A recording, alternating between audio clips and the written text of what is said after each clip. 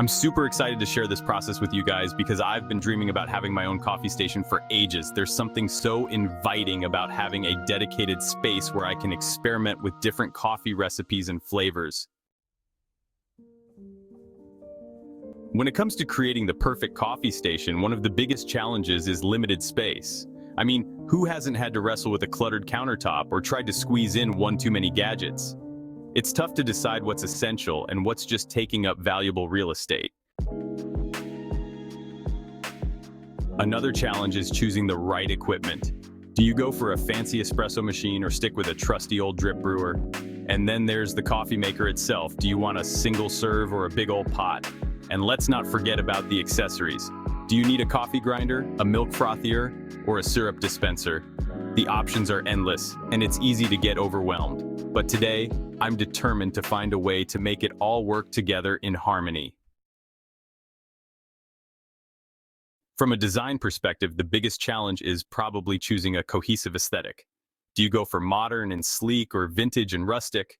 And what about the color scheme? Do you stick with a neutral palette or bring in some bold pops of color?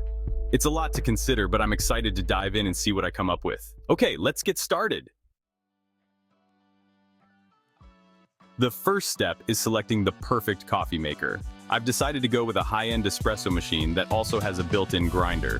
I've always wanted to try my hand at making lattes and cappuccinos, so this seemed like the perfect choice. Next up, I'm adding in a milk frother because, let's be real, what's a coffee station without a good froth? Now that I have my main equipment, it's time to think about decor. I've decided to go with a vintage-inspired theme, using distressed wood and antique metal accents. I've also added in some greenery to bring in a pop of color and freshness, and let's not forget about the coffee beans themselves. I've selected a few of my favorite blends to display proudly on the counter. The final step is adding in some fun accessories. I've got a few coffee-themed mugs, which I designed myself, a syrup dispenser, and even a cute little coffee scoop.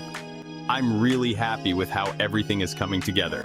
It's starting to feel like a true coffee lover's paradise. The special custom mugs are available at the Coffee Mug Connection. And the moment of truth, it's time to brew my first cup.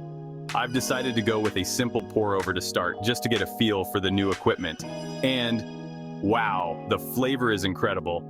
I can already tell that this coffee station is going to be a game changer.